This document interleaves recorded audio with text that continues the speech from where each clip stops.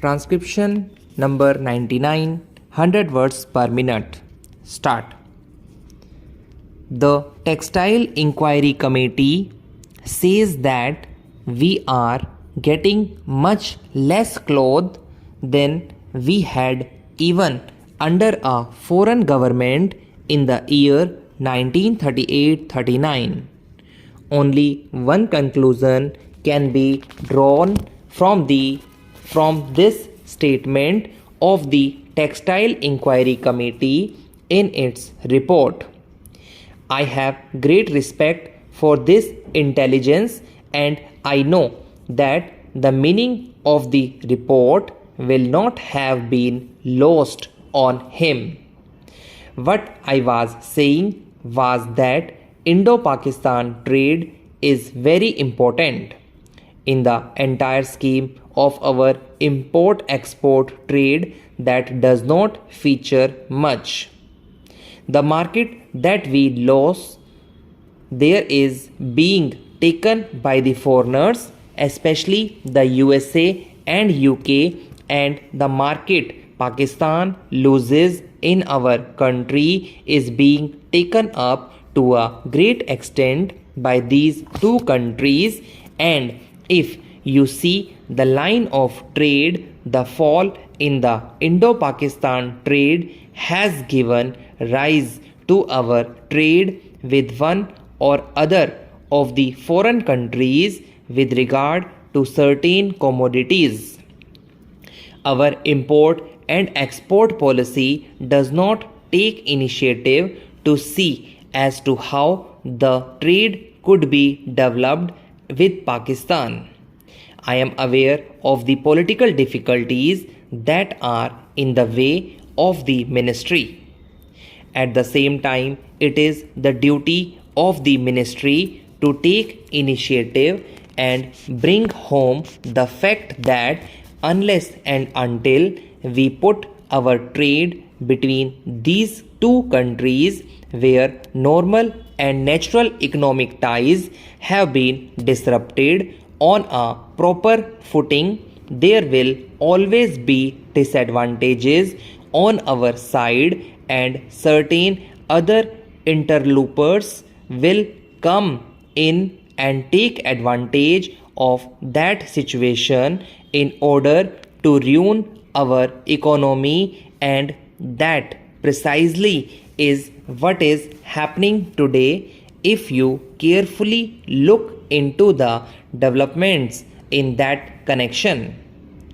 There is yet another problem of our relations with UK that calls for a separate treatment.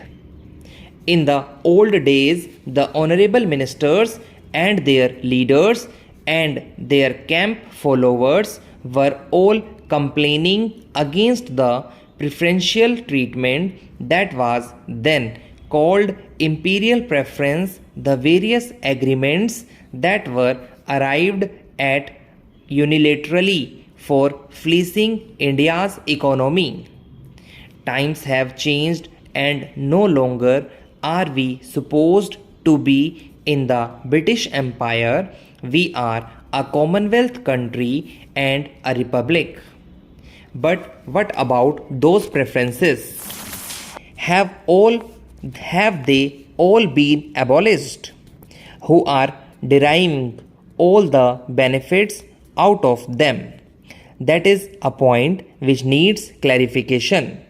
Whenever we raise that point, we are told that we are deriving more benefits because of these preferences than the United Kingdom. But whenever we read their papers, their London Times economic section and all other papers emanating from the city of London, we find that they tell their own people that they are happy that they are having this kind of relationship with us, and they are gaining by such preferences. Now we are to understand that we are both gaining as a result of these preferences. I don't think so. The position is not at all so. On the contrary, as a result of these preferences, India stands to lose.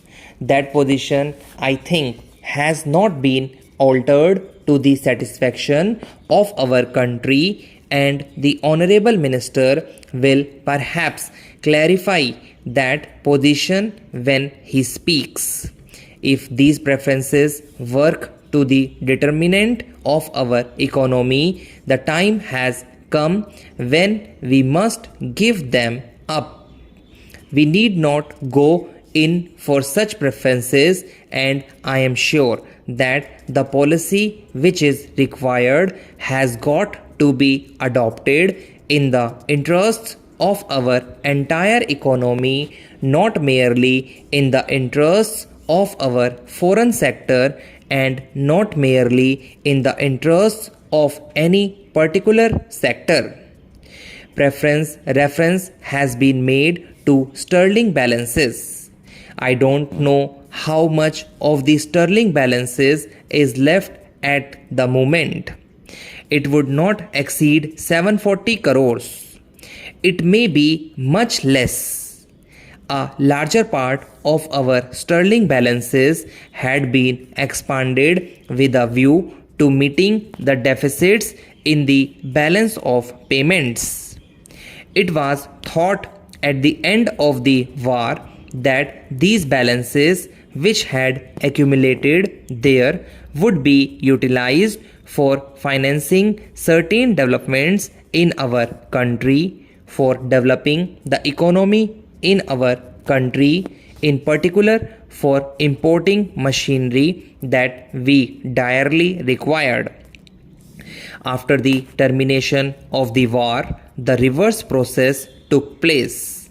I would only mention what Sir Winston Churchill, the Prime Minister at that moment, has written in his war memories.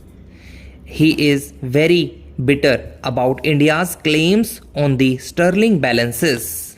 He says that he does not like at all that India should make demands on the sterling balances.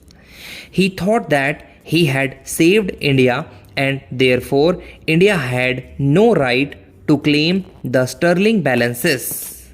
This is how he has written, although he does not use the same blunt words, but he makes it very clear. Here is the British Prime Minister who would not like a penny out of the sterling balances to be paid to India, but circumstances have compelled him to do so many things. Similarly, he has been forced to accept a position where sterling balances had to be paid under certain agreements in installments, and we all know that. But you see that large chunks of the sterling balances had been spent for meeting the deficit in the balance of trade. A much bigger amount has been spent for meeting the deficit in the balance of payments, including such items as pensions. You know, we have a tapering annuity out of which pensions are paid, and that money is paid from the sterling balances. Therefore, it is scandalous thing that these balances had been spent not for the development of the economy of our country, but the meeting certain liabilities which we might have just as well avoided, and liabilities which we should not even recognize. For instance, the liabilities with regard to pensions and all that.